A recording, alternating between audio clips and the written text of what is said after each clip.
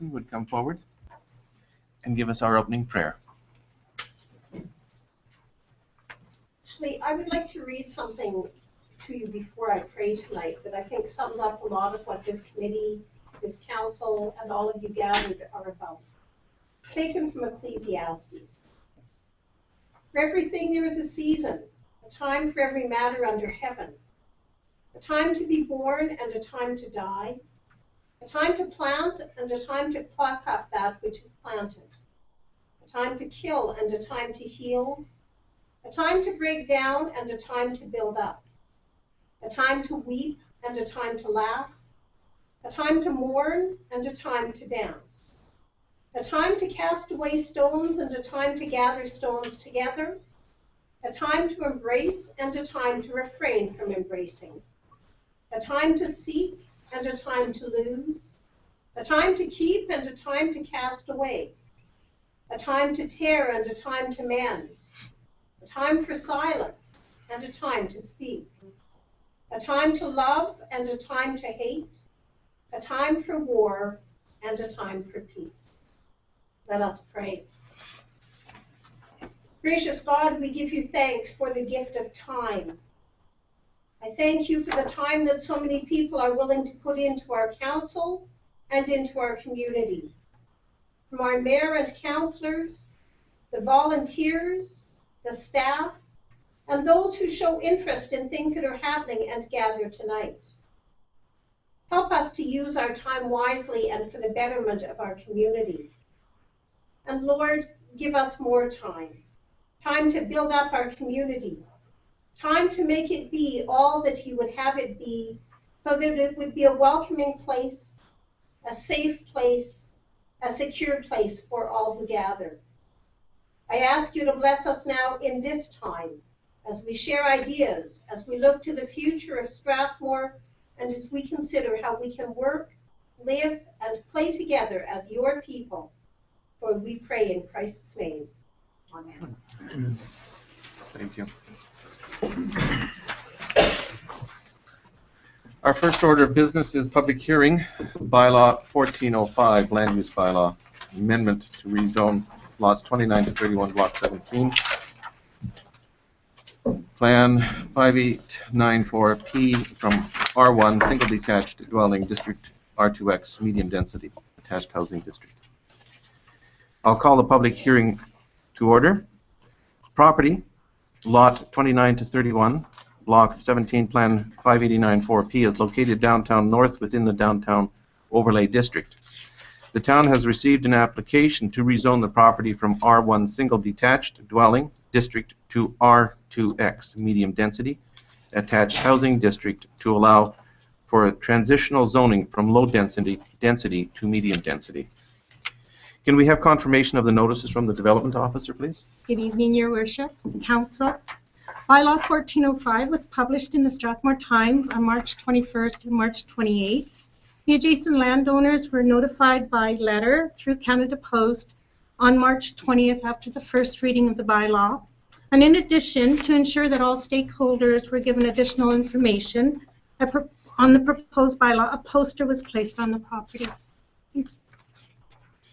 Can we have the development officer's report? Thank you, Your Worship.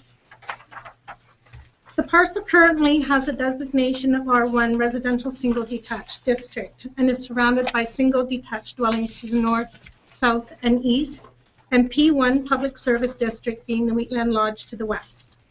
The site is served by 2 laneways on the south and east sides of the property. At this time, a vacant single detached dwelling in various stages of renovation, which have been ongoing for a number of years, is located on this site, which is considered by planning and development an inefficient use of the land. Both the current and the proposed new municipal development plan, or MDP, and the downtown overlay bylaw 1317 promote an increase in the residential density development in this area.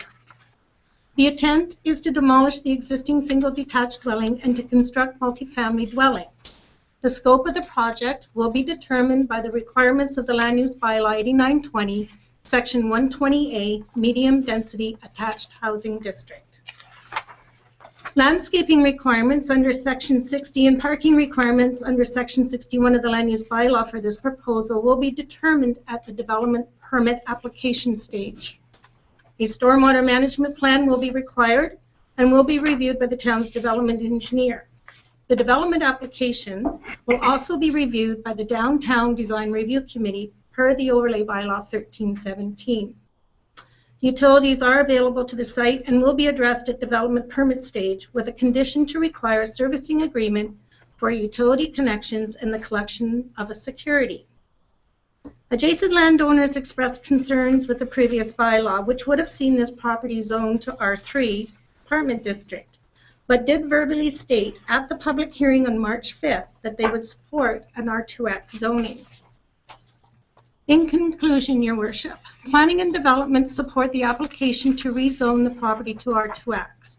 Our mandate under the Municipal Development Plan and the Downtown Overlay Bylaw is to direct development and increase density in an orderly fashion. The applicant has approached all but one adjacent landowner for feedback. 20 adjacent landowners were notified by letter on March 20th. We received one letter back in the mail marked address unknown. One citizen, Linda Code, has requested to be placed on the agenda to speak to council, and earlier this evening I passed out her statement, and one letter has been received from the current owner, Opal Seaford. Pending the outcome of all the information provided at the public hearing could be closed if council feels that it has all the information required to make a decision on the bylaw, or if council feels that the developer requires further input from the adjacent landowners, the public hearing could be postponed to a later date as determined by council. Thank you, Your Worship and council. Thank you. Are there any written submissions? I have one letter submitted from Opal Seaford that I can read. And if you would choose, I can read the statement from Mrs. Code, but I do believe she would like to speak to council.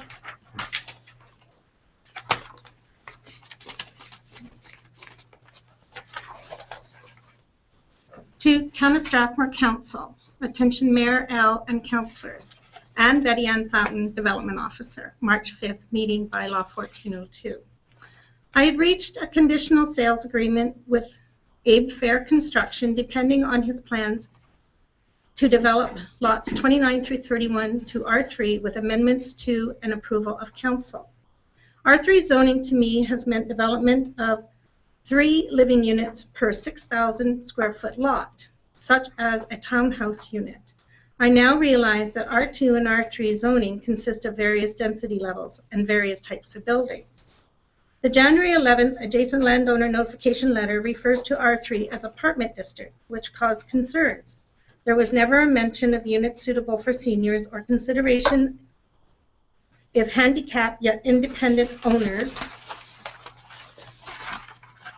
As the relatively small area under consideration is mainly single family and senior housing units, it is understandable that apartments would not be welcome. The possibility of a 40-foot high 4-level unit, much increased traffic and parking problems, as well as other concerns brought forward at the meeting, are very understandable. There was no mention of development suitable for seniors, although the downtown business has been relocating to the highway commercial areas. Many services remain in the heart of downtown. There are 2 banks, 2 dentist offices, 2 medical offices, the Royal Canadian Legion, the theater, the 2 post offices, 4 churches and restaurants within walking distance. The Wheatland Lodge, Sunset Haven, Griffin Manor are all in demand. The Strathmore Senior Center is on Lakeside Boulevard. Seniors who purchase or rent are planning to stay and also usually have only 1 vehicle per unit, reducing concerns regarding traffic and parking. Including the property on the side of 29-31, there are 8 other lots directly across the 2 lanes that border this property. Therefore, the amount of reasonable concern of these neighbors must be considered. The one house on the property, address 55 2nd Street, Seniors Way, is over 100 years old. We had planned to retire there, but due to cost of labor and materials and meeting new building requirements, it seems reasonable to replace it. My husband Jim and I are 80 plus, and lawn care and snow shoveling demand more than we can manage. However, it is still this area that we hope to retire in. I personally wish to thank Council for the 1.5 hours they spent, for their consideration of concerns brought forward, and for their final vote. It was a good meeting. Hopefully, this area will develop to a more suitable and acceptable plan. Sincerely, Opal Seifert. Thank you. Are there any persons wishing to be heard in favor of this application? Seeing none. Does council have any questions for those persons in favor of the application? I'd just like to make a comment, Your Worship. Sure. Yes, Councillor Peterson. I would just like to say that I'm highly appreciative of the fact of notification of all the adjacent landowners. That 95% of the people were notified and spoken to. That's wonderful movement on the part of a developer. Thank you. Are there any persons wishing to be heard in opposition to the application?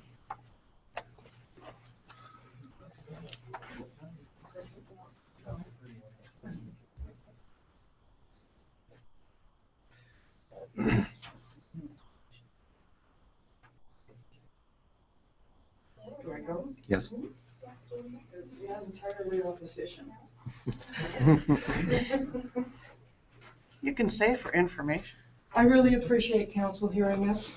And this whole process has made the community and our neighborhood much closer together. So I will thank you all for that. I've put this really briefly on a short little piece of paper, so there's no intro or anything like that. I wanted it on one page. One of the things that you talked about at the last meeting, can you hear me? Yes. Yep. Was that when the downtown overlay happened, there was really no discussion or comment about people involved in the area. When it was presented, there was no feedback from our neighborhood for two reasons. Number one, we would not have dreamed that our neighborhood was part of the downtown overlay. Number two, not everyone reads the paper. The minute we were informed personally, there was an immediate response. As a downtown business, we received notice, and we only rent. As an R1 property owner, we did not receive notice. The downtown overlay classed the north and the south the same as the downtown core, when in fact the difference is tremendous. Since the rezoning proposal has come forward, I've been watching the parking across from the lodge. There's seldom a free spot. And when the lodge has one of its numerous events, parking is fierce. There's no room. And it starts spreading out to the other streets. The neighborhood has recently started to transition to young families who I'm sure would have not moved to high-density housing. Do the current citizens of Strathmore really want growth at all costs? What is the best environment for high-density housing? Isn't one of the major encouragements walking distance to amenities? Yes, we do have some doctors and other things, but our grocery store will probably be leaving downtown. And if people go elsewhere for their groceries, they'll go elsewhere for their other business. Statistically, high density means fewer children. Is this the goal? When evaluating a bylaw change, you need to examine the impact and precedent set, not the proposal. No matter how good the reputation of the developer is, a proposal is not a contract and things can change. You have to look at the maximum possible. By the response you received, it's obvious that the people who currently lived in our neighborhood care and would prefer to keep it R1. I doubt we can stop development, but I hope that you will think about some of these things before the next time an issue like this arises. One other note, when you tear down everything there, please do it before the birds nest, because there's at least 12 varieties of birds that nest in that yard. And that's it. Thank you. Is there anybody else wishing to come forward in opposition to the application? I'd like to speak just like generally, please.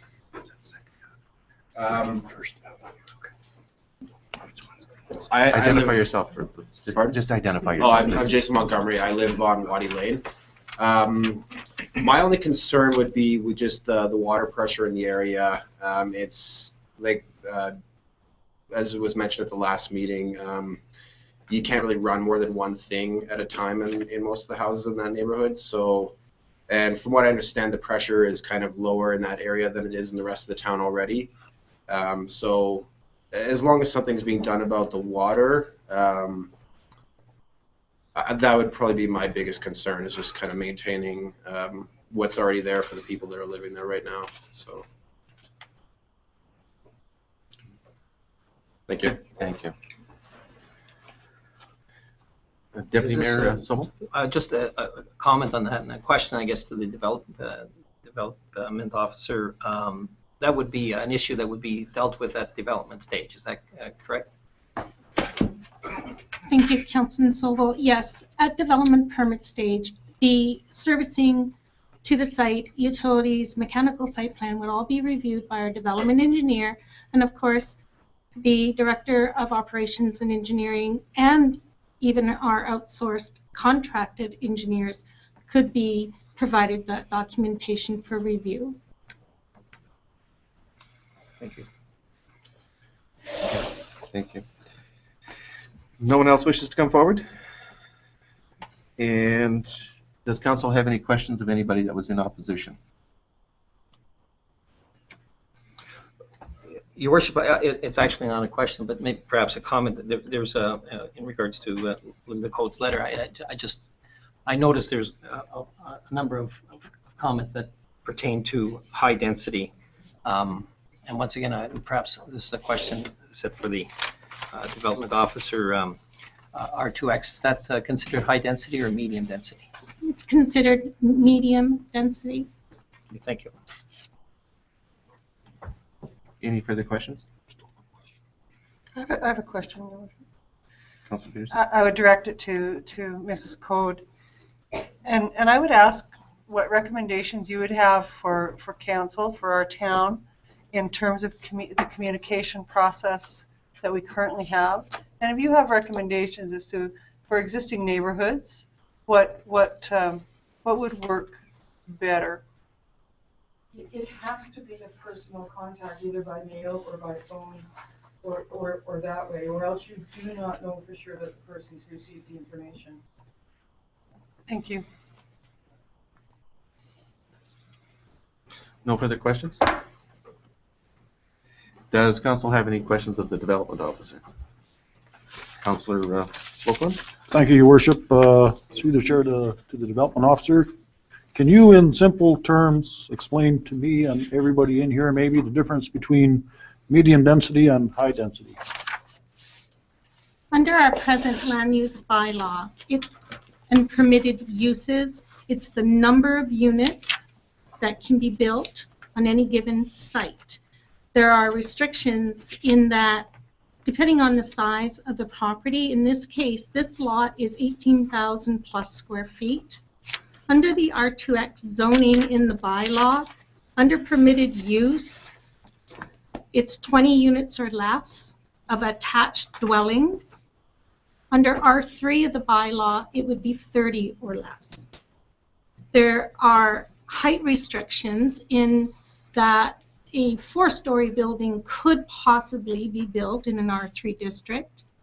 But attached dwellings normally mean some sort of townhouse side-by-side attached, which could possibly go to 2 stories.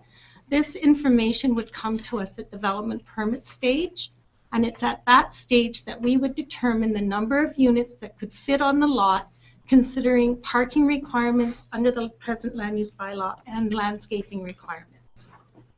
Thank you. Thank you, Councilman. Any further questions? Then does the development officer have any closing comments? Yes, I do, Your Worship. Thank Thank you. you. Your Worship, council members and stakeholders. When planning and development receives an application for rezoning, we consider a number of factors during the review of the application. Is the proposal an efficient use of the land? adjacent land uses, size of the site, access, parking, and a number of other requirements under the land use bylaw for this district. Previously noted common themes at a public hearing held on March 5th were traffic, parking, and back alley access, all of which will be addressed at the development permit stage through conditions on the development permit. Additionally, the developer will be required to enter into a servicing agreement which will address all of the issues previously noted, including parking, access, site servicing, stormwater, and any other detailed studies that are more appropriately addressed at development stage. The existing building on the site is a single detached two-story building, which all of our approved and pending statutory documents, as well as the Calgary Metropolitan Plan, considered to be an inefficient use of the land. Under Section 1 of the Overlay Bylaw, General Purpose, it states that one of the purposes of the overlay district is to provide incentives to develop larger parcels at higher density in a coordinated planned approach. In this case, a medium density increase to the neighborhood is proposed. Overlay Bylaw 1317, which was passed by Council in September of 2013, requires the developer to maintain a consistent high level of design quality throughout the district. In addition, the Downtown Design Review Committee will have an opportunity to review the development application for quality and conformance to the overlay bylaw prior to the application being approved by the development officer. Council must base their decision on relevant planning concerns. The Planning and Development Department is recommending approval of this rezoning application as it complies with the Downtown Overlay Bylaw, the current MDP, Municipal Development Plan, and the newly proposed MDP, and the town's sustainability plan, and the Calgary Metropolitan Plan. This application will also comply with the newly proposed land use bylaw under Section 4.5 Medium Density Attached Housing District. The Planning and Development Department is also basing the recommendation for approval on comments received at the previous public hearing, whereby a majority of the adjacent landowners stated they would support an R2X zoning on this site. I will answer any further questions that Mayor or Council may have. Thank you, Your Worship. Further questions?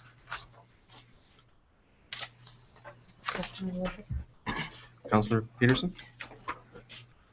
In the comment of back to relevant planning concerns at the end, you noted a list of considerations in there. Could you reread that portion for me?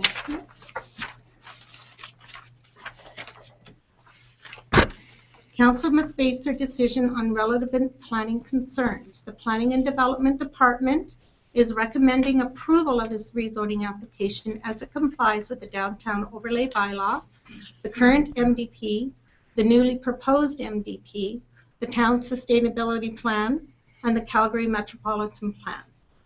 Thank you. You're welcome. Subsequent question, please. Thank you, Your Worship. I think another relevant planning concern that I would like to point out in that is the concerns of the citizens. And while I note that you mentioned them subsequent to that, I think that it belonged in the same category. And so as a council person on Strathmore Town Council, I would certainly make that, and as we did, a relevant planning concern as well. We will add that to our notes. Thank you, Councilman Peterson. Thank you. Further questions? Thank you, Your Worship. I'm not sure if this is a question right now or not, but what about the number of parking stalls that would be required? Or is that another topic? We have not received a development application for this site. This is a rezoning from R1 to R2X. When we receive the application, those considerations will be given due concern: parking, off-street, access through the laneway for all citizens of the area, and landscaping, of course, is also considered. Perfect, Your Worship. Just a subsequent question. What is our current policy on parking stalls for a single-family house? 2. 2? No further questions? I don't know if you want to make a motion. Do we require a motion, or We we a second just reading. No, we gotta recess? close We got to the move public second. hearing. We have to close the public hearing. Okay. I move that we close the public hearing, Your Worship. Motion to move close the public hearing. No comments? All in favor? Carried. Thank you, Your Worship. Thank you.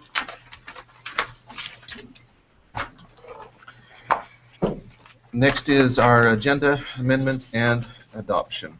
Any addition or deletions to the agenda? We do have some. Do we want to start with Deputy Mayor Sobel? I have nothing, Your Worship. Councilor Bluckland? Your Worship, I have nothing other than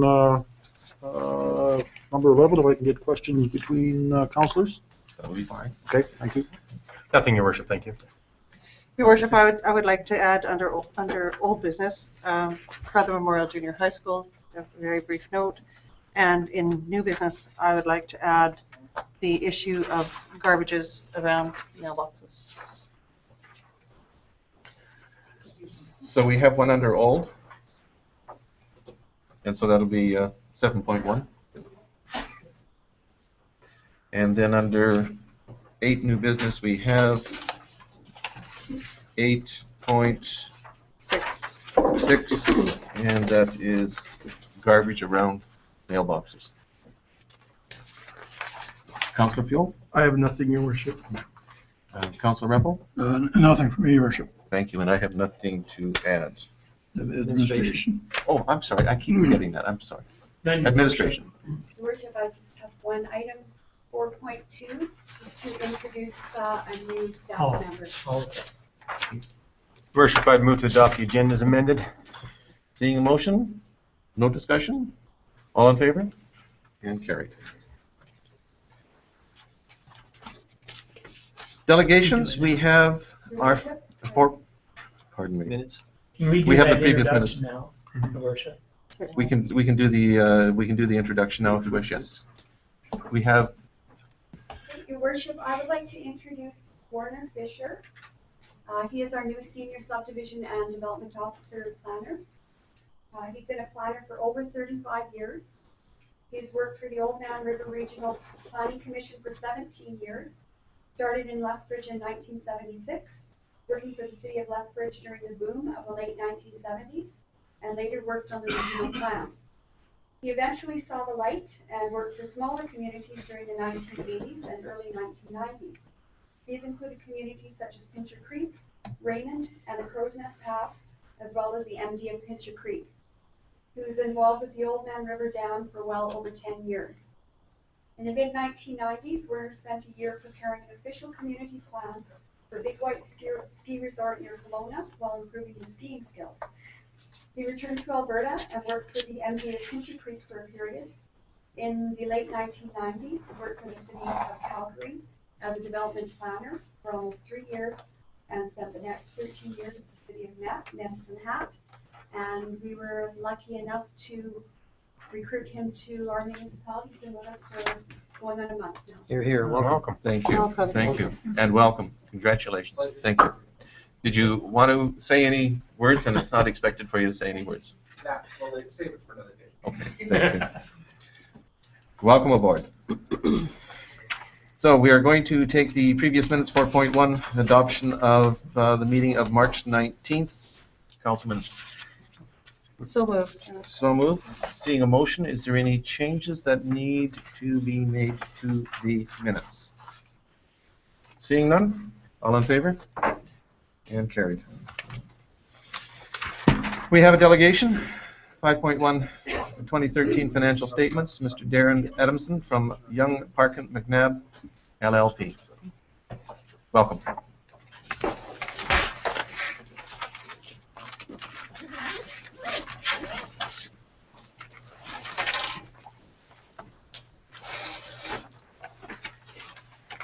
Thank you, Your Worship, and members of council.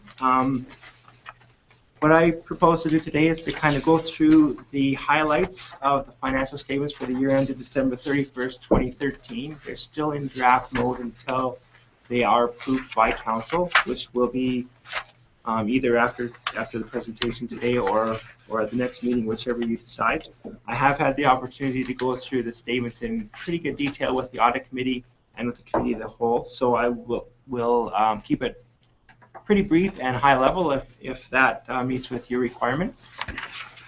So I guess a few of the highlights that I would like to to talk about, I guess, the first one is the independent auditor's report itself.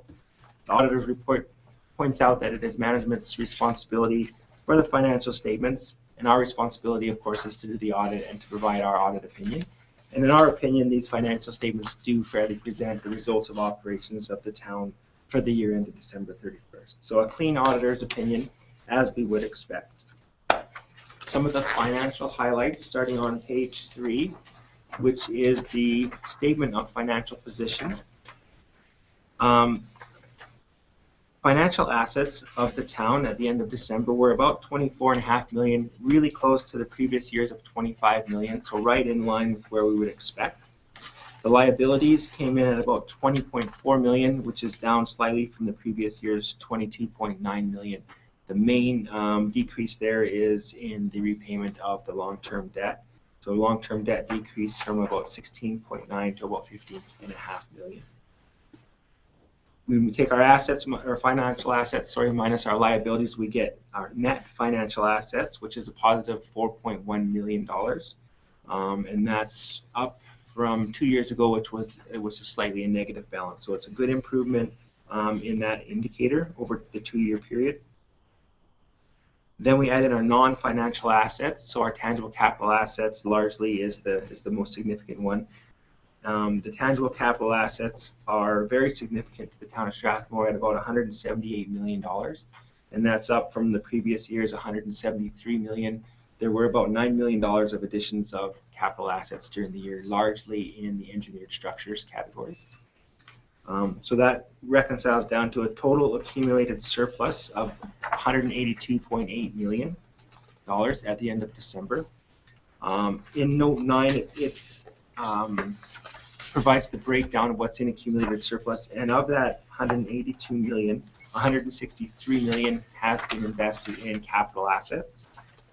So the remainder, 19.7 million or so, is what is available for future spending, for future projects. So although it shows $182 million surplus, I like to just point out that most of that has already been spent, but the service potential of those assets is still being used by the town and will be used for many years to come.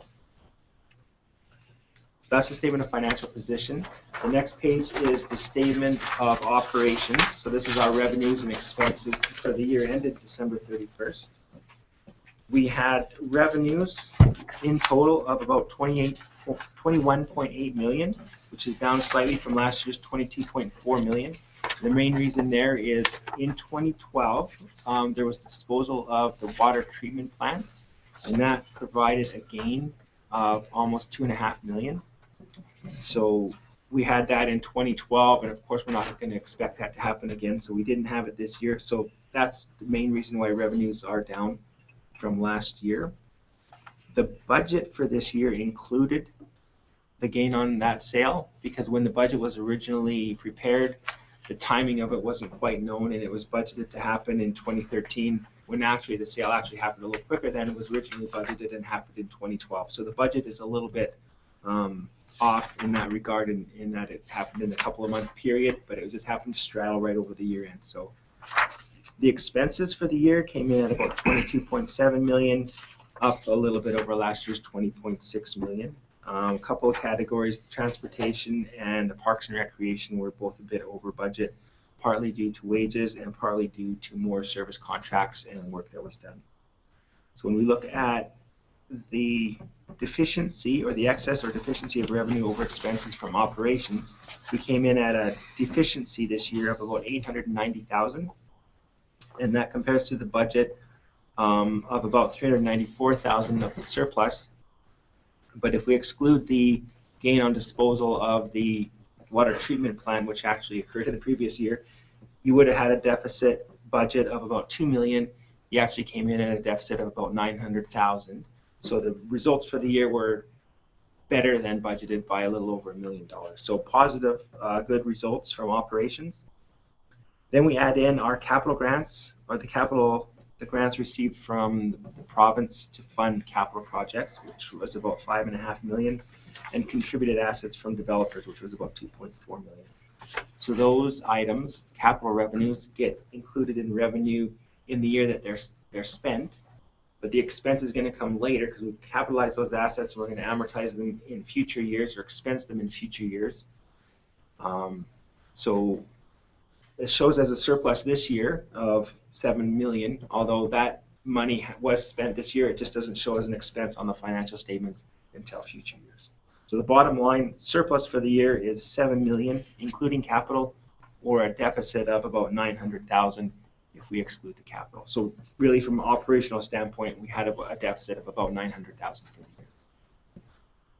The remaining schedules and notes show or provide additional information and details of these same numbers. So there's quite a bit more detail in the notes, so I would encourage you to read those if you haven't already done so. But that, I think, is sort of the high-level highlights that I wanted to point out. But if anybody has any questions or comments, I'd be happy to address them. Any questions?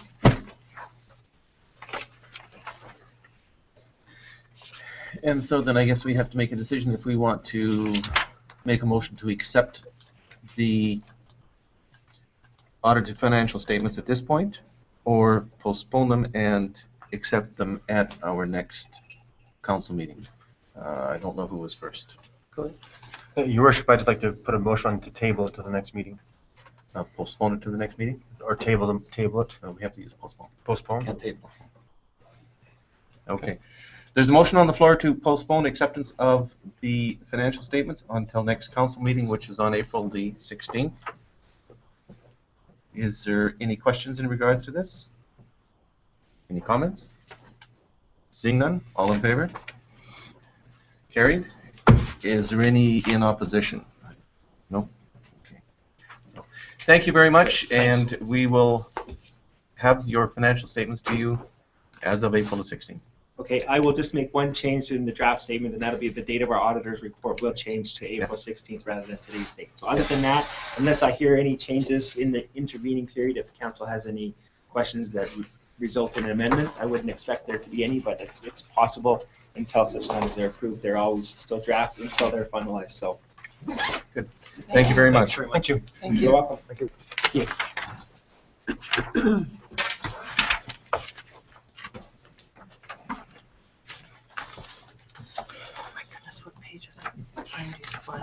Uh, 35. 6.1, bylaw 1405, land use bylaw.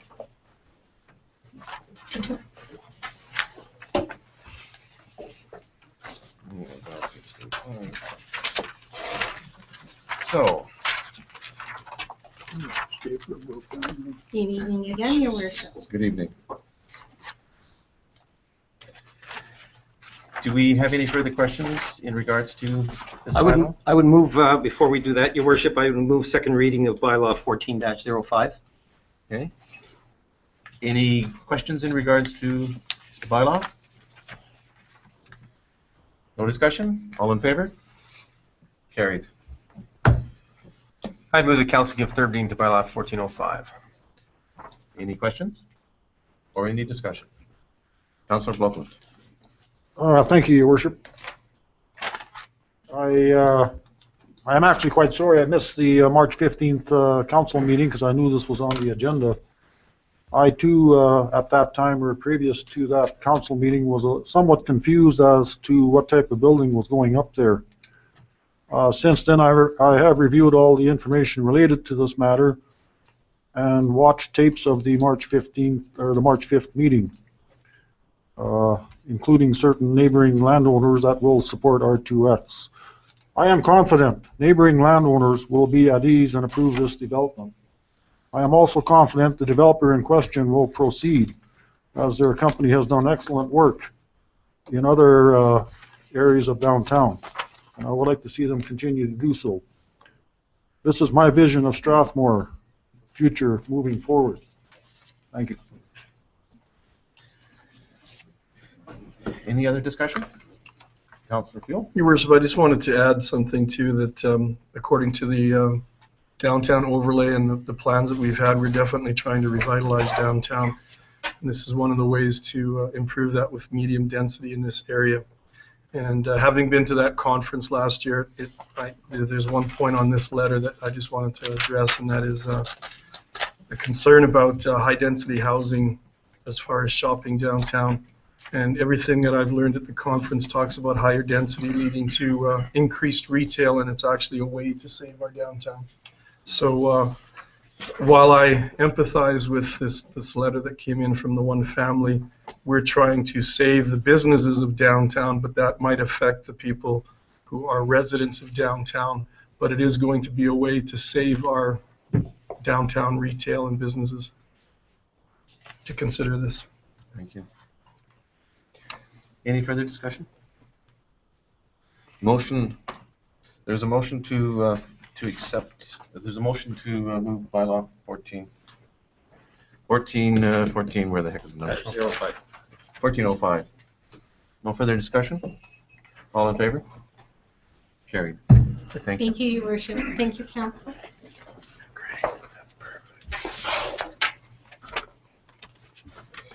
We're on to old business, 7.1, Brother Memorial High School. Councillor Peterson. Excuse me.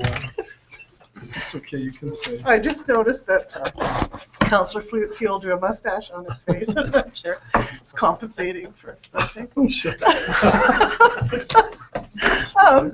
What I wanted to say, Your Worship, was that I was Good luck with whatever you're about to say. asked on behalf of council to attend Brother Memorial Junior High's fundraising on behalf of the town. It was a very, very successful evening. I'd just like to congratulate them and the large number of community members that supported it, and the huge number of young people that contributed their time and effort on behalf of themselves and their families and school community to do that. And in addition, to thank the town and Linda Nelson for her work in putting together a package for these young people that they could take with them to central Canada and share Strathmore with the rest of our country.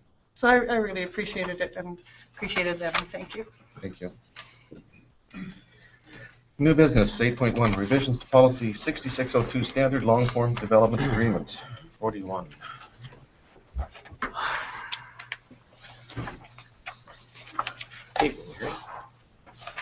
Evening.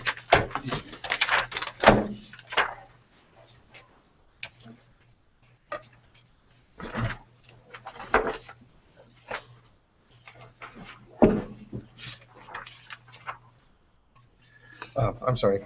By all means, go ahead, Mr. Salm. Your Worship, like you've got the report that I've put together with the proposed development agreement, and it relates to the history of what we went through last year to expedite a review internally, and then the need for like a more comprehensive, thorough legal review this year. And this is where this agreement has come from. I think you should also have a memo dated today on 6 additional changes that we're incorporating within the agreement. The new insertions are all, we feel anyways, of a very minor extent, and more clarification, just some detail for the benefit of the town.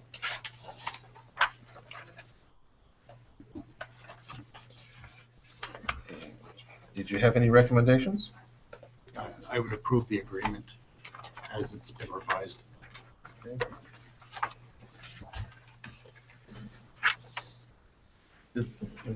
Deputy Mayor Sobel? Thank you, Your Worship. Evening, Harry, Mr. Salm. In review of this, it was very clear to me that there was lots of discussions with our municipal solicitor. Of that, there was very little doubt. I'm just wondering if there was any discussions or feedback from any developers in regards to how this was put together. We, the town manager and myself, met with one developer who had been given a copy of this revised agreement. I don't think he was overly supportive of parts of it. Thing to remember though, this agreement is built to service the town. It's not built to, for the benefit of the developer. It's It's the standards that the town wants to have in place when a developer comes in to undertake a new subdivision and install municipal infrastructure and expand it into their subdivision area for the benefit of selling lots to the public. So as they're impacting our infrastructure, there's certain things that we want to have in place to ensure that the town is protected, that the infrastructure is done correctly, and that there is a process that's in place, for this. If I could ask one more question, so this primarily be focused on subdivision development, or This is this, particular one, that's all it is. It's It's all just subdivision subdivision development? There's the town uses a shorter form of development agreement for example, the proposal you had tonight, where if it's just a service line into the lot, there's a much shorter form, for that, because it's a much simpler process. There's no new roads created. There's no new water lines, no new sanitary mains that are created. It's just a servicing arrangement, and that's usually associated with a development permit.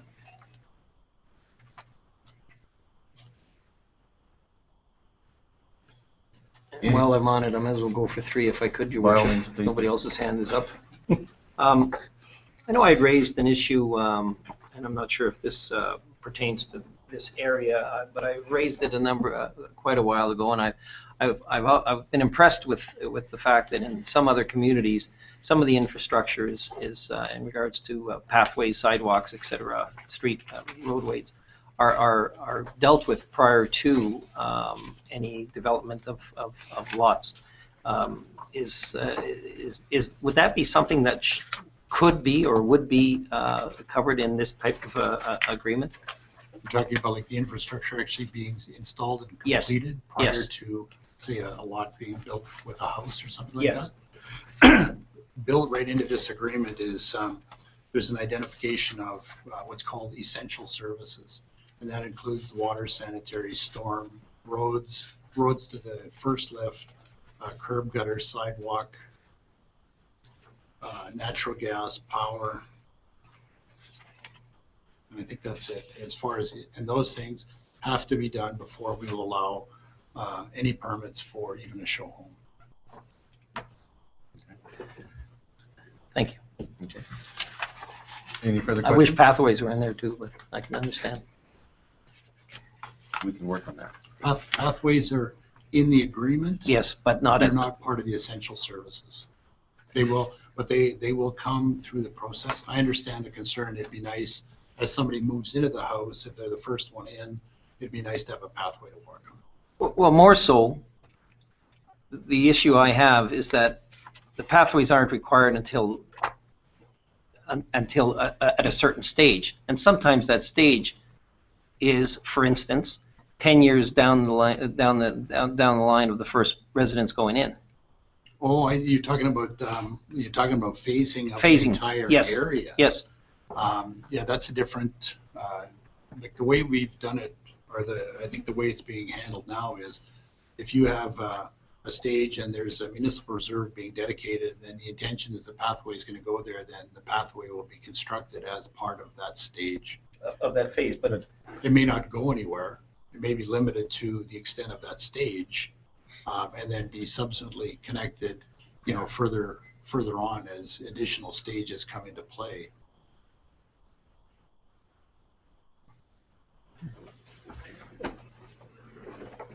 all right. Thank you. Just a supplemental question, is that something that's definitely there and in writing? And if so, how new is that?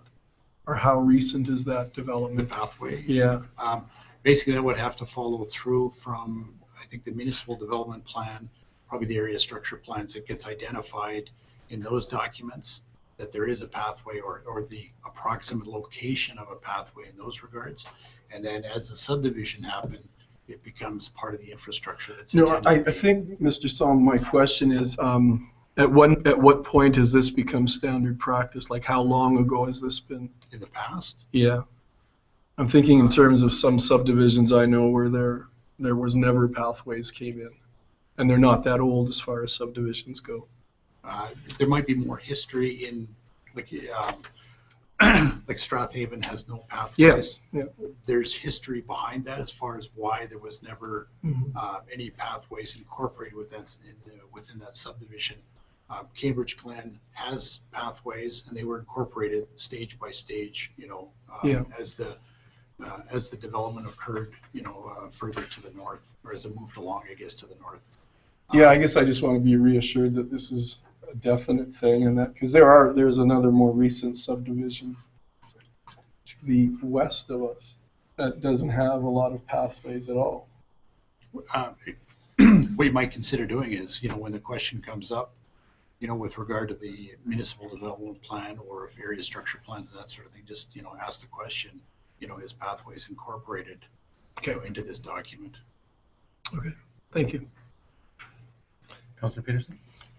Hi, Mr. Salma. I'm referring to section F on page 44, and just where the, in regard to the town's response to developers, in request from developers that an installation has been completed, and you've increased that from 30 to 60 days. Do you think that will have an impact, a negative impact on development in any way? No, basically what it is, the developer installs the infrastructure. Right. And that could be water mains, sanitary mains, road infrastructure. And so the developer's engineer will put forward documentation to our director of engineering that's called a construction completion certificate. So basically what this is doing is it's giving our director or his staff, instead of 30 days to respond, it'll give them 60 days to respond. So if there is, difficulties that they're having, it's not really an issue in that they respond within the 30 days now. What this does, it matches the final acceptance certificate, which is the sort of the second stage of the infrastructure approval. It matches now that time frame. So they're working with the same time frame, whether it's at the construction completion, when it's initially installed, or at the end of the guarantee period with the final acceptance certificate. Thank you. Any further questions? I entertain a motion to accept the revisions to the long-term form development agreement. Also move that, but do we need to include the separate 6 that were given to us this evening, or is that going to be all part of that package? We've got, they will be incorporated within it. You could just say that council approved the change to policy 6602, including the revisions on the sheet dated April 2nd. Okay, I will so move that. I don't know if I can repeat it again, but I will so move that. David, do you need the motion read back to you? Please, if you would. Okay. Do you want me to read it back? Yes, please. Go ahead. Council approved the change to policy number 6602, including the revisions on the April 2nd, 2014 Standard Development Agreement memo as follows: that item A, be Schedule A, is to be replaced with the attached development agreement. Thank you. And I will so move what that is. Any discussion? Seeing none? All in favor? And carried. Thank you very much, Your Worship. Thanks, sir. Thank you. Thank you, very Mr. much. Psalm. Next, we have the Strathmore District Agricultural Society. Your Worship, Council. I will provide you with some background regarding the applications that have been received from both the Ag Society and from the Strathmore High School. In January 2013, applications were received from both the Strathmore and District Ag Society concerning the signage that had been placed on the fencing surrounding those lands. And also a development application was received from the high school regarding the same subject, signage placed on the fencing bounding the high school lands.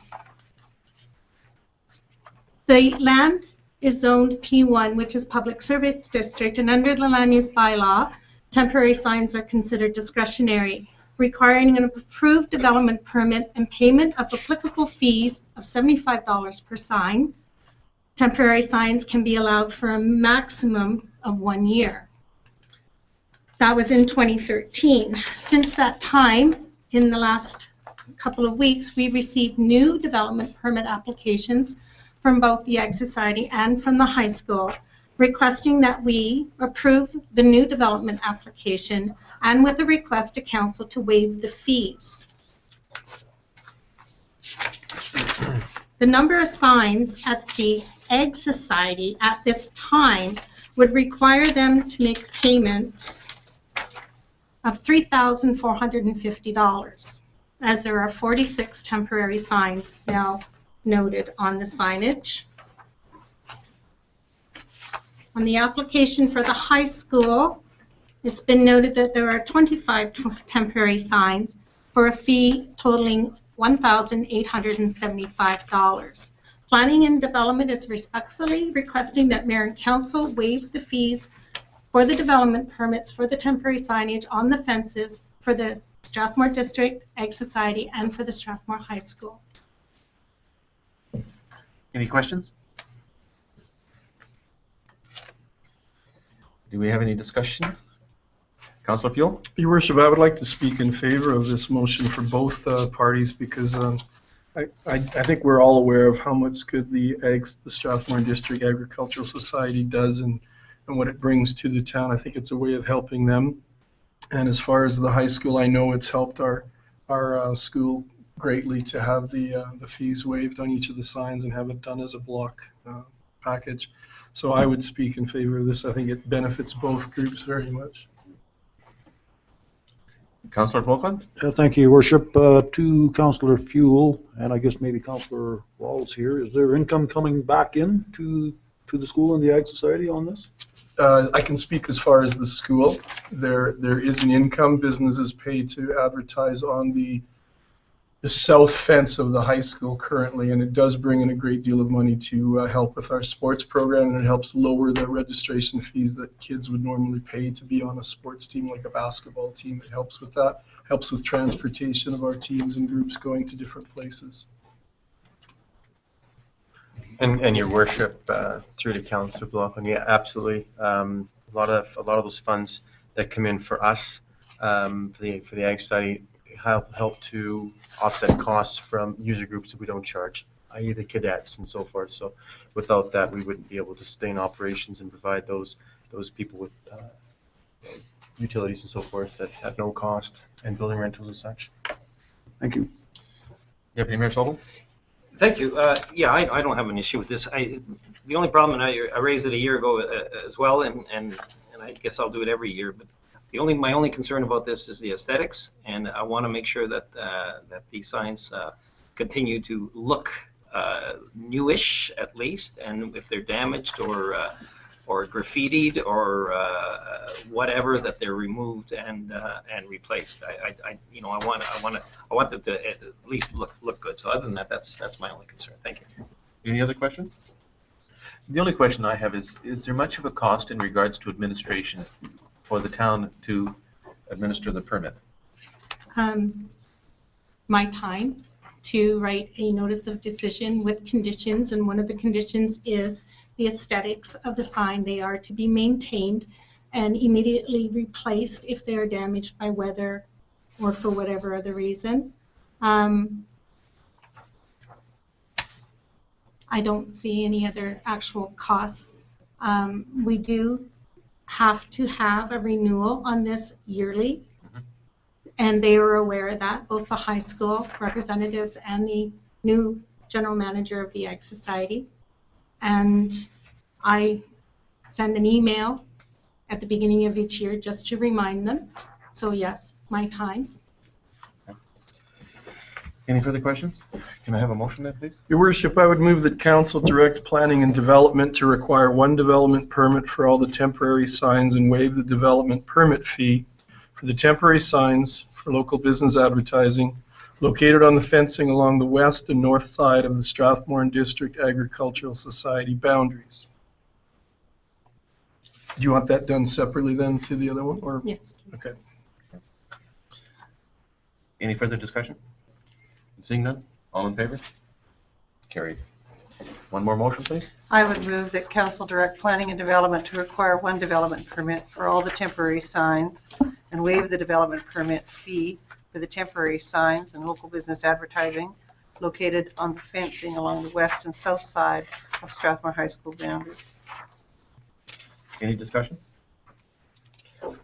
I'll call the question. All in favor? And carried. Thank you. Thank you, Your Worship, Council. Thank you.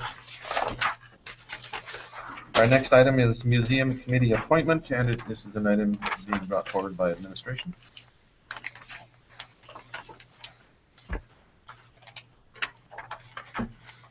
Your Worship, I move that council appoint Ms. Lynn Fair to the Museums Committee for a period of 1 year.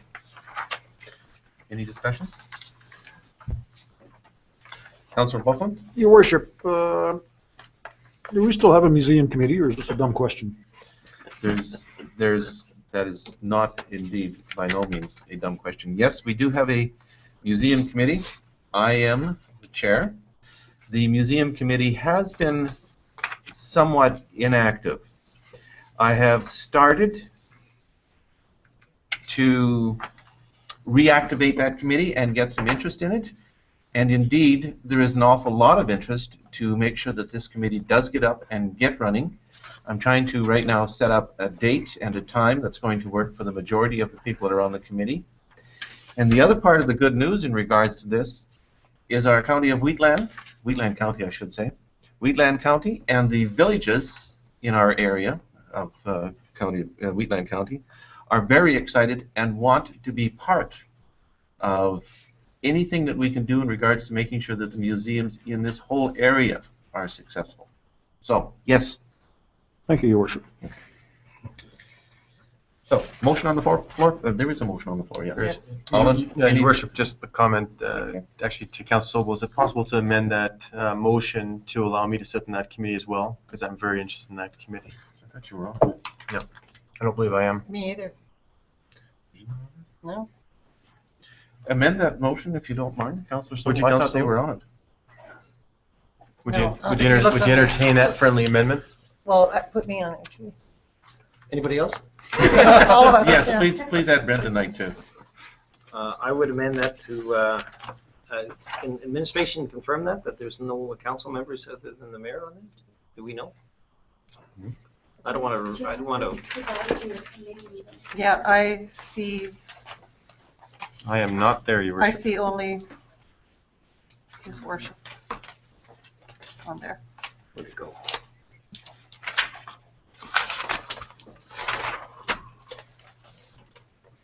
Don't you All want right. to be on this one?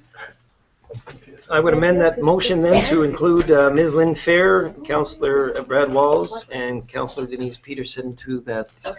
And Brenda Knight, please. And Pat And Field. bad fuel. See how much excitement there is? What are the, just a minute. What's the terms of reference on this? You know what, I'm going to leave my motion as is, and maybe we can bring this back at the next council meeting. Yes. Well, let's talk about it at the retreat, too. When we know what we're doing. Yeah. Okay. So my motion will stand that council appoint Ms. Lynn Fair to the museum committee for a period of 1 year. Thank you. Discussion? Questions? Seeing none, all in favor? Carried. Strathmore Library. We have.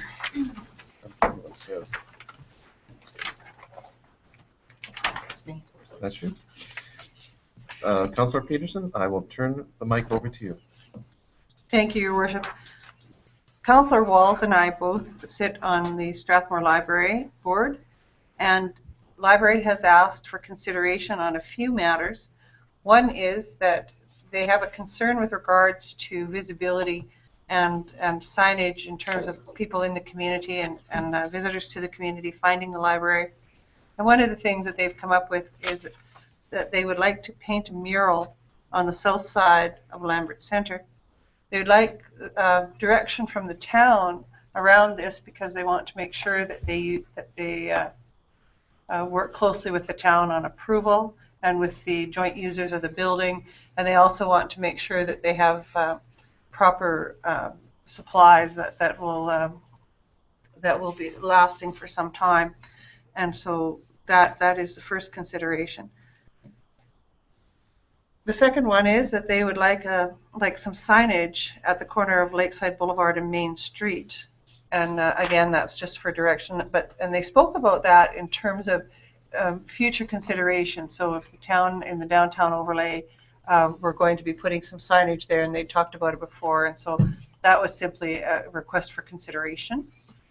And the final one, in the future, this is a very vital library group, our community library board, and they are looking at ways to raise money. And some of the creative ways that they have talked about is to do something akin to what the Palace Theatre in Calgary does, where they offer movies and discussion and sometimes small dinner theaters, and they use them as fundraisers for the community, and they would like to be able to engage in this as well. And they would look for cooperation from the town, maybe on a break in using the Civic Center at some future date. But again, that's for future thought and consideration.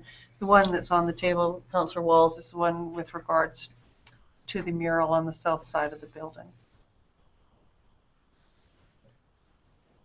So did you want to put that in a motion, or do you just want to leave it open for discussion? Well, I believe that right now it's for discussion, and the reason that I'm prepared to make a motion on it, but I'd like to leave it because I believe that the library will be requesting a hearing here with town council at some future date to talk about other initiatives that they have, and at that point in time I would make that a motion.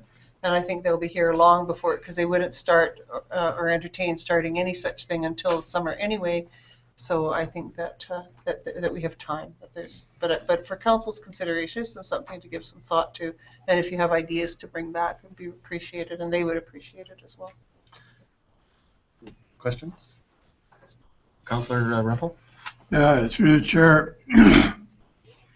I don't object to them putting a mural up on the building, advertising the municipal library, but I would like for that to include the FCSS and the Happy Gang as well. Your Worship, that is their intention. Okay. Yeah, that is absolutely their intention. Thank you. Councillor Fuel? Your Worship, I'm fine with everything here, but I'm just wondering, as far as the permission to use the Civic Center for library fundraising free of charge, are you thinking of the 3 banquet rooms? At this point in time, they were thinking of I think 1 banquet room once every quarter. I think that was what was spoken of. So. My only concern or question, I guess, is maybe through the chair to administration. The youth club, for example, other groups, are they not charged to rent the Civic Center for any fundraising they do? So I would be concerned that if the library was given that free of charge, then the youth club would come and say, well, we're having our New Year's fundraising banquet and dance, we'd like to get it for free as well. So I'm just wondering about the precedent that would set if other groups are being charged. We have waived fees for non-profit groups. It's kind of on a case-by-case basis. Okay. Councillor Rempel?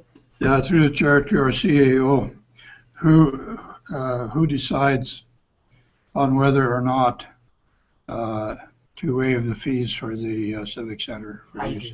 That's what I thought. Thank you. It's in the policy manual. So it's not for us to discuss that. Okay. Councillor Peterson, I just have a question in regards to the mural. What's the mural going to be? Is there some sort of a standard, or?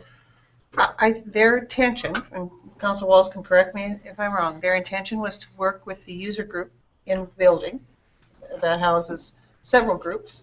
As Councillor Rempel mentioned, it houses the Happy Gang, the FCSS, Bow Valley College, and Strathmore Public Library. And so their intent is to work very closely with the town and with the other user groups. And And our deputy CAO has set up an excellent process by which those groups get together now on a regular basis, and they have really good communication and a very good relationship. So they understand very clearly that nothing would happen that wouldn't be under the auspice of the town and direction of the town. Any further discussion? No, seeing none. We'll go on to 8.6. And Councillor Peterson, you wish to discuss the post office super box? I've had some calls recently, Your Worship, from members of our community very, very concerned about litter around the mailboxes.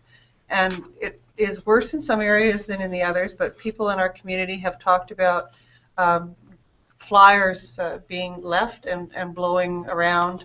And then on top of that, there have been reports of dog excrement being left in the spaces between the mailboxes, and it's causing concern and distress for the neighbors of those mailboxes. And so our deputy CAO did some research around responsibility and potential for solutions, and I think some other people on council have some ideas as well.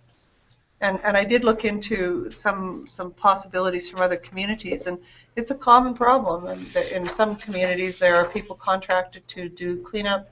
In other communities, the contracted services look after it. But I'm bringing it here for discussion and potential solution. Councillor Sobel? Yeah, Your Worship, this was an issue that I wish to raise here as well, and was going to be raising it at the spring workshop, but this is as good a time as any. I'm walking by the mailboxes on Thomas Drive north of Brentwood School. I'm aghast at, I don't believe that one person in that area brings home a flyer, because every one of them is sitting around that mailbox. It's absolutely ludicrous. And I appreciate that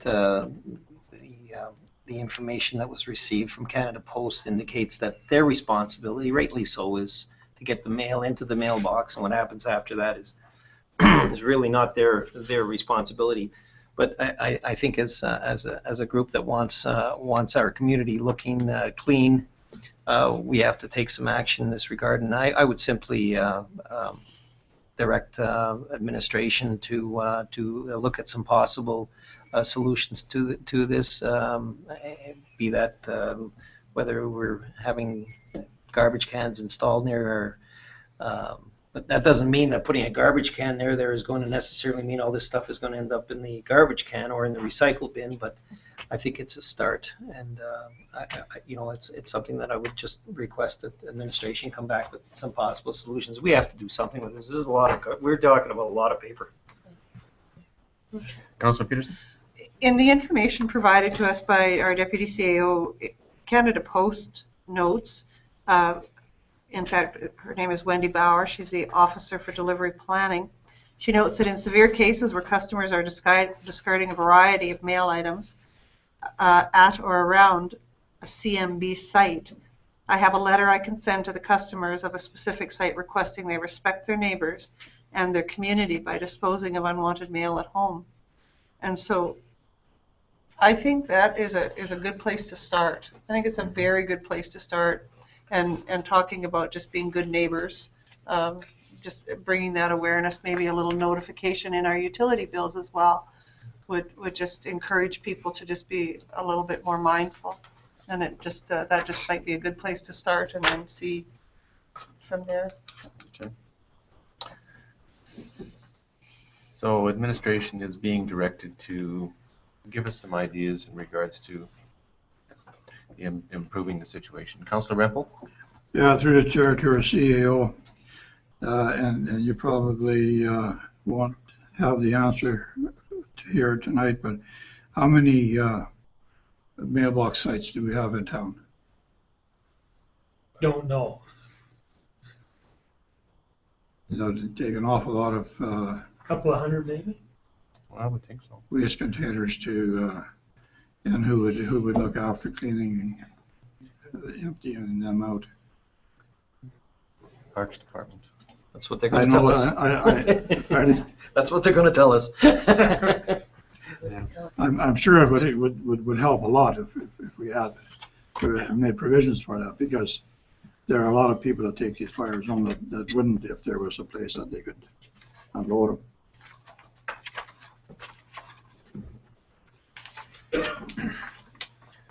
No further discussion? No. Next item on our agenda is administration. Seeing none, we'll go on to the next one. Committee and department reports, council committee reports.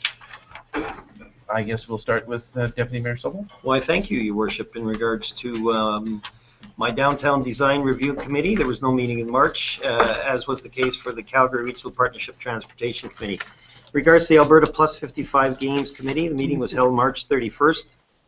And in addition to a number of general administrative issues that were dealt with, this decision was made to go ahead with the hiring of a games manager, which will be initially a part-time position. Advertising for this position should be out within 2 weeks. A decision was also made to unveil the games logo at the upcoming Lions auction to be held on Saturday, April 5th. Enthusiasm remains high for the different portfolios, and the countdown to the games has definitely started. By the way, there's only 470 days left to opening ceremony. And lastly, my Strathmore Wheatland Addictions Team, or SWAT, our meeting was held March 6th. Discussions surrounded grant applications, slogan boards, and a new brochure that is in the works, which deals with activities for all youth in the Strathmore district area. That's all I have for reports, Your Worship. Thank you. Thank you. Councillor Bulkman? Thank you, Your Worship. Attended the Handy Bus meeting on March 24th. The financials are still showing strong. However, the board is aware of the fact that sometime sooner or later we are going to have to replace vehicles with higher mileage coming on. We discussed the 2014 budget operations for the month of February. We had 513 clients. That included one late night trip from the hospital back to Sagewood. Maintenance on 6 vehicles for the entire year of 2013 totaled $4,624, which is a very remarkable low number. We did discuss the purchase of a 2014 Dodge Caravan, specially equipped vehicle for roughly $40,000. The nice thing of this, it comes with a 34-inch ramp instead of the 28-inch ramp, which gives us more options to use that new one instead of the 805 or the 801, consequently saving us more money on the side. The idea is to increase the fleet to 7 vehicles, as we are finding our vehicles are getting tied up in on the runs into the city more and more, and we're short back home here, or we got to bring the vehicles back. At some point in time, we will eventually sell Unit 807. And one other meeting I attended, Chamber of Commerce here just on Monday. First meeting I was at, got to know the board a little bit better. Elections were supposedly to be held, but they will be held next meeting. The chamber is struggling a little bit financially. We discussed different speakers for monthly luncheons and the upcoming parade for Heritage Weekend. That was it. Thank you. Councillor Rempel? I had some meetings, but I don't have any reports. Okay. Councillor Gill? Yes, I had 2 meetings, Your Worship. One, Wheatland Housing Authority, was probably the most brief meeting we've had there in quite a while. Basically, we received the audited financial report and discussed it, and that brought us to a very fast conclusion. The Youth Club had our latest meeting last night, and I wanted to announce that we received a $2,000 check donation from ATB, and it's earmarked to a project we're saving for a vehicle to transport our youth to various events. Our programming is very solid. In fact, our latest Fusion program had 27 kids go to Cross Iron Mills Mall for shopping and a movie night. We are running a lot of programs right after school, after the bell, junior chef. Everything's going very, very well. Our annual general meeting is scheduled for May 27th. 7 p.m. at the Youth Center. If any public want to attend, that'll be advertised as well. Friday Night Laughs 2 is coming up on May 30th. We've mentioned that before. Cocktails at 6:30. The comedians start at 8 p.m. It's at the Civic Center. And we had a testing done in the basement of the building. There are no hazardous chemicals. And the floor hatch has been locked by the fire department. And we're still awaiting the memorandum of understanding to be signed. I think that's our next step. Other than that, everything is proceeding very, very well. Thank you. Councillor Peterson? Strathmore Public Library, we've talked about a lot, but during the spring break, they're having actually a children's festival on April 12th at the Civic Center. And then they have all kinds of things going on all through spring break, very, very engaging activities for children, and it'll be well reported in our local papers.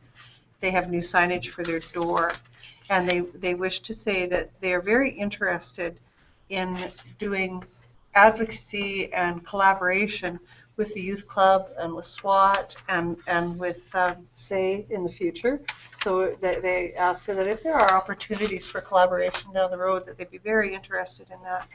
And they've also undertaken a project of little library boxes where they're asking for people in the community who have an interest in building little library boxes. We hope to put these through the town to work with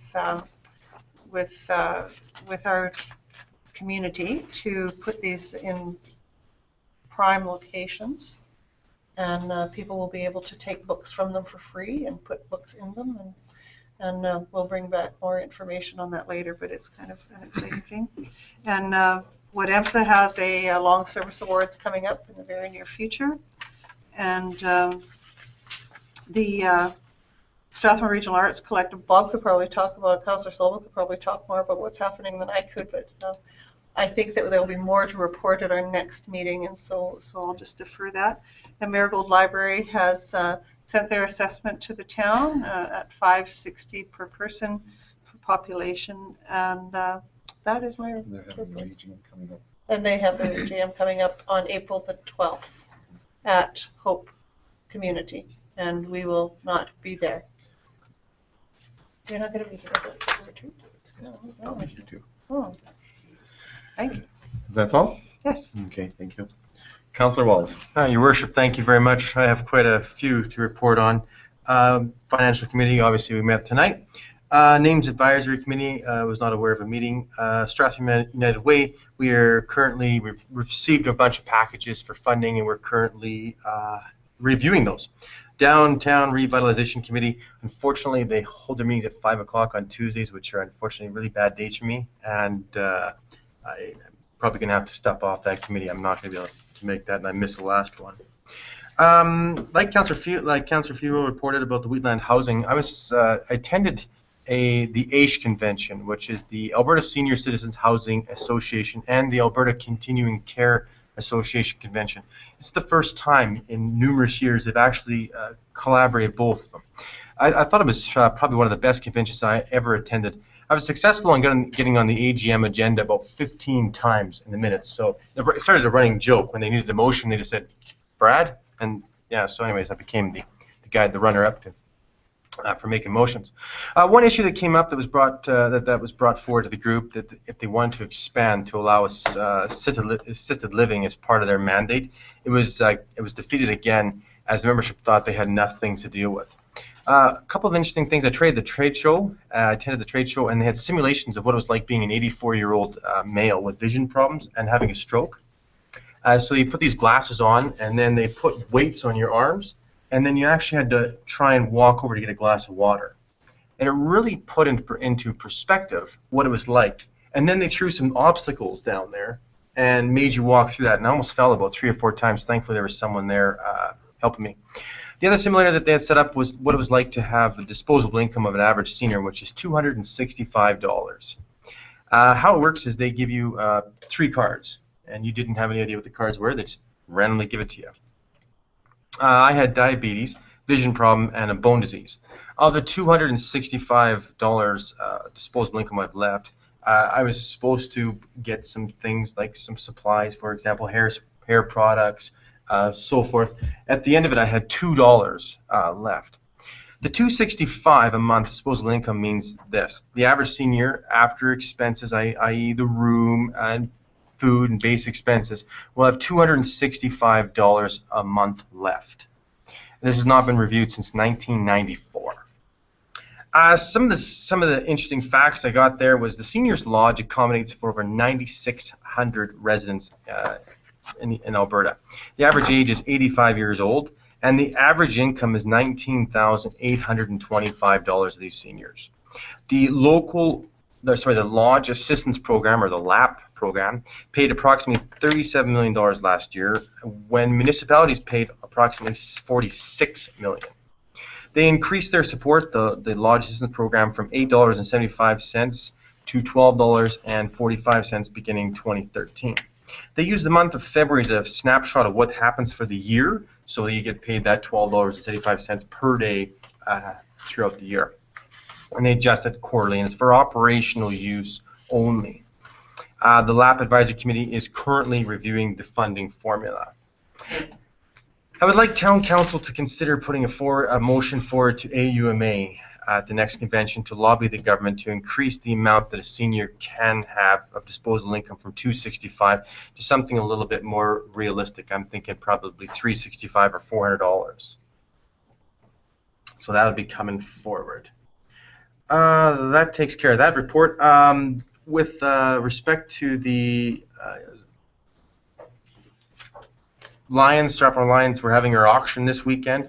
Cocktails start at 5:30 and dinner is at 6 o'clock. There's still tickets available. And the Strathmore Egg Society, the World Professional Chuckwagon Association tarp auction goes this Tuesday at 4 p.m. at the Deerfoot Inn and Casino. Hope to see everyone there. Thank you, Your Worship. Thank you, Councillor Wells. David, in regards to my reports, I have them on the computer and I will email them to you so you don't have to record. Your Worship, I do as well, so I'll send it off to you. Okay. Thank you.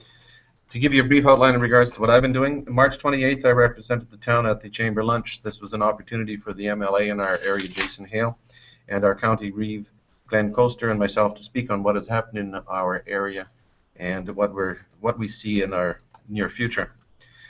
The audience seemed to be very receptive in regards to what's happening.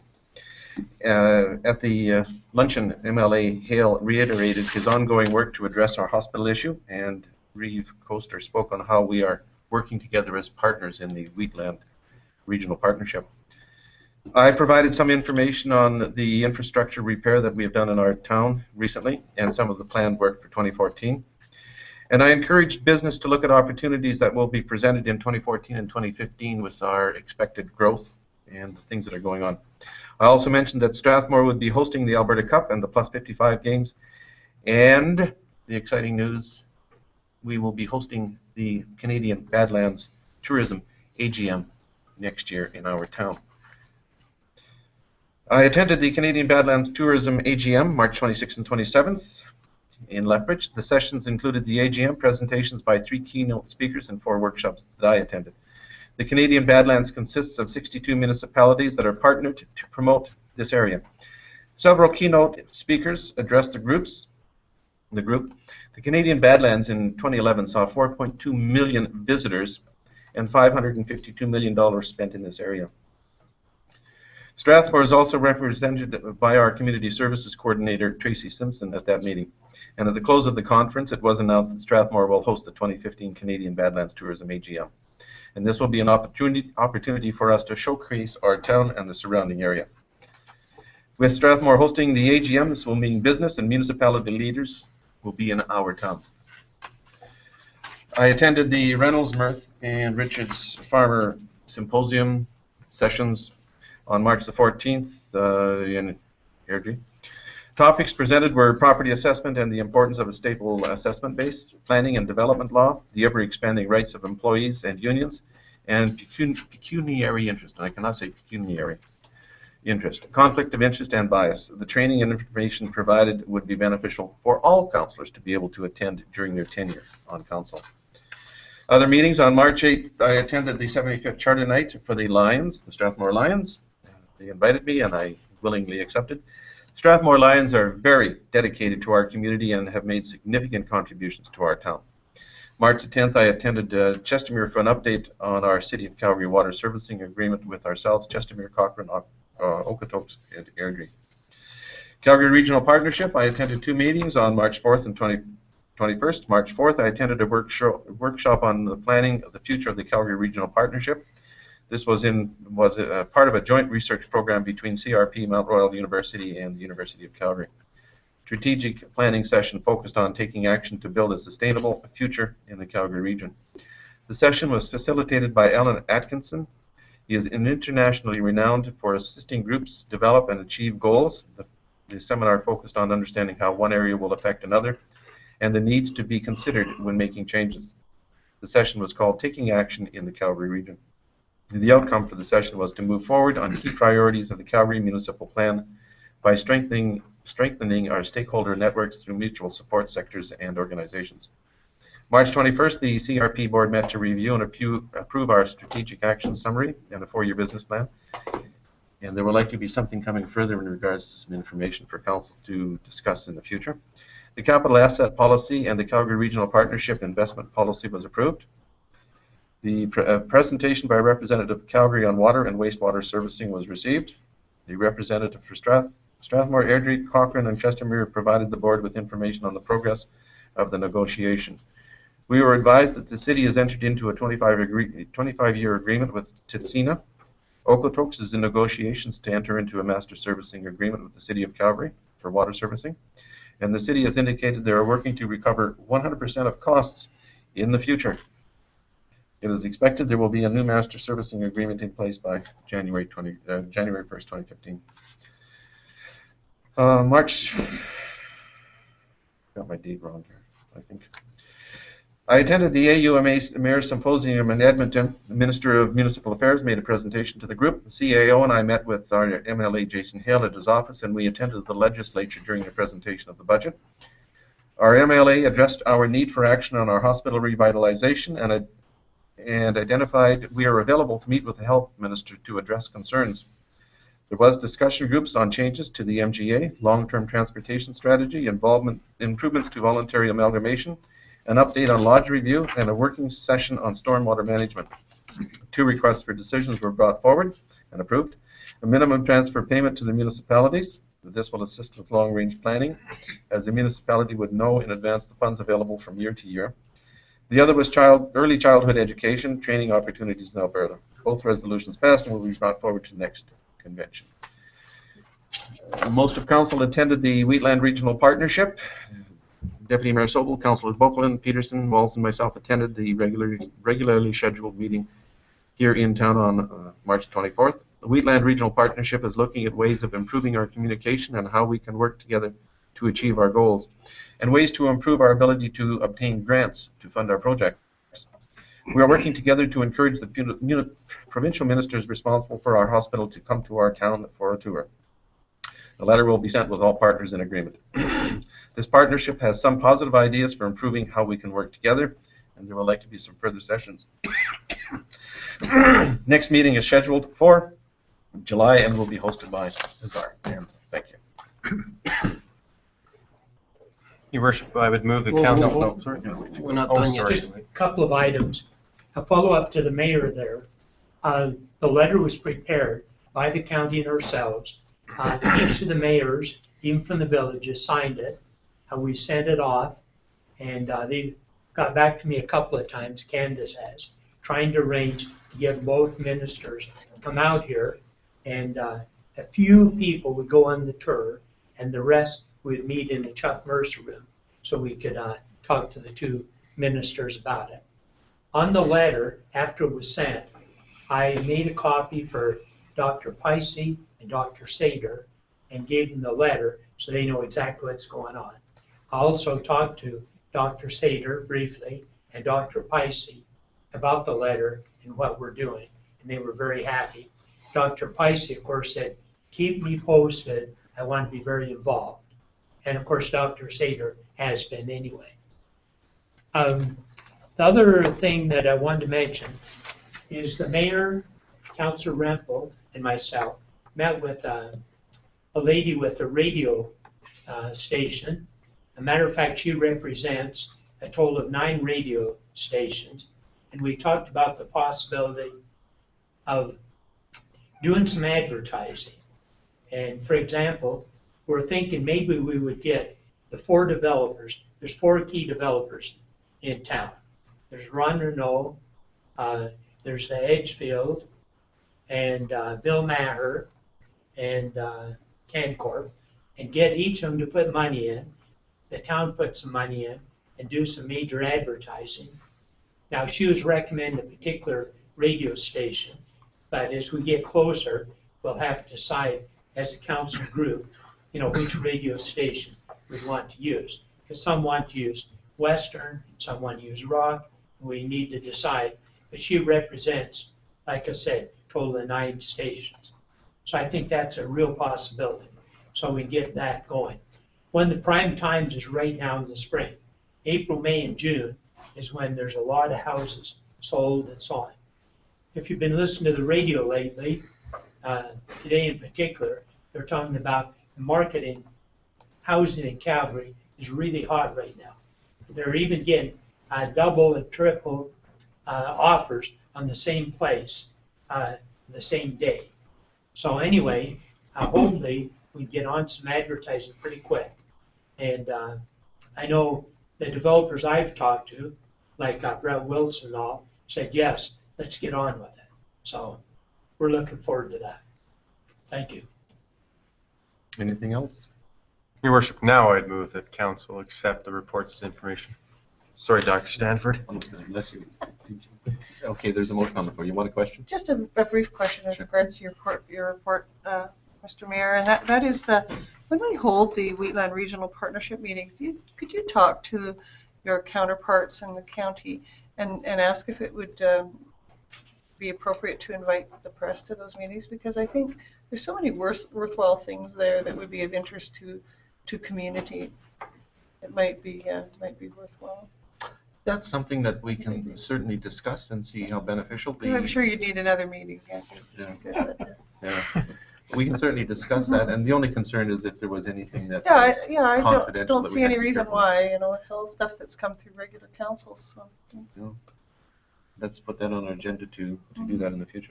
I agree. Okay, thank you. Motion on the floor. Any questions other than that one? Nothing else? All in favor? And carried.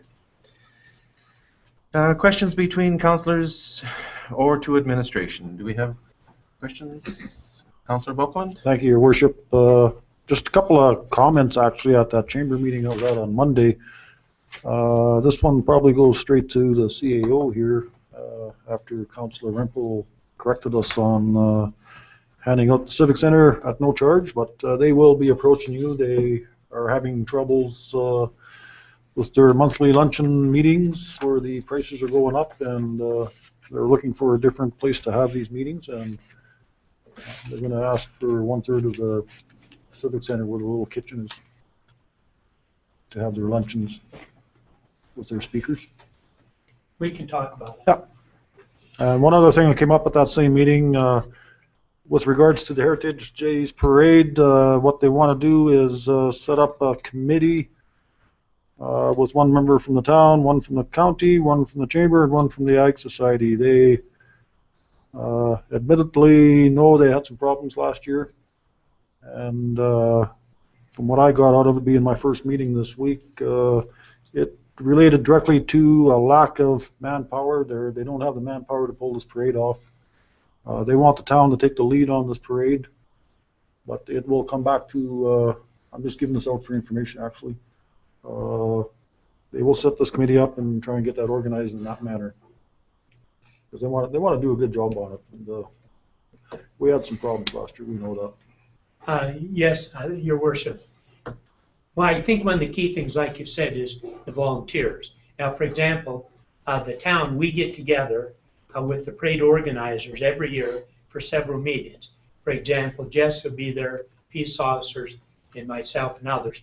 And we'll talk about how to coordinate what we're doing and closing of roads or blockage and barricades and so on. Yep. That's all I just wanted to say for information. Okay. And I'll just add to what Councillor Bluffman says in regards to the Chamber of Commerce. At that luncheon, Brett Wilson was there, and he encouraged businesses to bring a guest. And we should be thinking about attending Chamber of Commerce and bringing a guest. I've always, and I still believe this, if we have a strong Chamber of Commerce, we'll have a strong business community. If we have a strong business community, we'll have a strong Chamber of Commerce. So If at all possible, I'd encourage everybody to attend the next chamber lunch. Councillor Walls. Your worship, to Dr. Stanford, I know the snow is still flying out there, but when the snow is not flying out there, when do you expect the pothole patrol to get full force? I'll have to defer that to our director of engineering. It's obviously weather dependent. We've been doing what we can between snowfalls and melts, keeping the water out of the potholes is a big issue as we do repairs. So with the melt that's forecast into the next week and thereabouts, after things dry up a little more, so I'd expect it's very full. We've also insourced a number of activities this year, or in the process of insourcing, so we'll be looking at our resource assignment and how we do our spring cleanup with these new responsibilities and how that impacts our other responsibilities. So, asking for residents and council's patience with some of the learnings that we'll have this year, but ultimately do our best to deliver on a level service. Correct. Okay. Your worship, if I may, to Dr. Stanford, this year when the Parks is planning doing some work up at the Civic Center, the pathway going to the north, this majority of this year as it's been melting and freezing and so forth, it's created a lot of water in pooling there. Maybe there's something we can do. We're revitalizing that area, which I know it is on the plans to do. So, which area in particular? It's just down from that parking lot area with that sidewalk going to the north. About the middle of the pathway, there's quite a bit of water sitting there, as I think the director knows. Maybe we can plan on lifting that area up or something to make it so it pours that water off there. I know it's been really bad. Maybe and also, Jessica comment. Yeah. The improvements that have been made up there, there's been a lot more harder surface added to that area, and the grading hasn't been done accordingly. It's all been sloped towards the path, and the path hasn't drained the way that it should. With those interlocking pavers and whatnot that have been added in the area, I believe that's the area you're speaking of. It likely should have, I mean, you have to grade it away from the building, obviously, so that you don't get that water going towards the building. But then nothing was really done to address the drainage once it's on the path with the improvements that were done at the Civic Center. So I think there needs to be more interaction and engagement with the efforts of the communities and building folks to determine what the plan is for that ultimate goal with our park staff and ensure that also with the Civic Center and Family Center and Aquatic Center that everyone's on board and understanding. Thank you. Any further questions? End of that item. Next item is council invitations, and I do have some. Just to let everybody know, Meadowlark Senior Care Homes will be holding an open house on April 4th at 2 p.m. I'm unable to attend. If one of the other councillors is available to attend, I will give you the information for that. I'll save the best one for last. The Emergency Services Charity Golf Tournament is going to be held on Friday, June the 20th. It is a charity. They do charge $125 for entry. In regards to that, June the 20th, I'm unavailable and will not be able to attend. I would encourage any and all councils to attend. It's a charity. It's a worthwhile benefit. Okay. Anybody else? By all means. Foothills Advocacy and Motion Society. Their 6th annual Chinook Credit Union Fund Walk will be taking place on Saturday, May 31st. And they're just doing a fundraiser. They're looking for the town to make some sort of a donation if at all possible. And I'll give that to the CAO to look and see whether or not there's something we can help out in regards to the Fund Walk Run Advocacy in Motion Society. The AUMA has a Class D director position for the Alberta Capital Finance Authority Board available. It's likely a non-paying volunteer position, and if you want to take a look at that, I'll make that available to you. And the really neat one is McDonald's has invited us to help them out on McHappy Day to help them support and fundraise for the Ronald McDonald House in Calgary, and that's their charity of choice this year. And they talk about $1 for every sale of a Big Mac, a Happy Meal, and any size hot McCafe beverage sold will be donated to Ronald McDonald House. And I do believe everybody got a copy of this.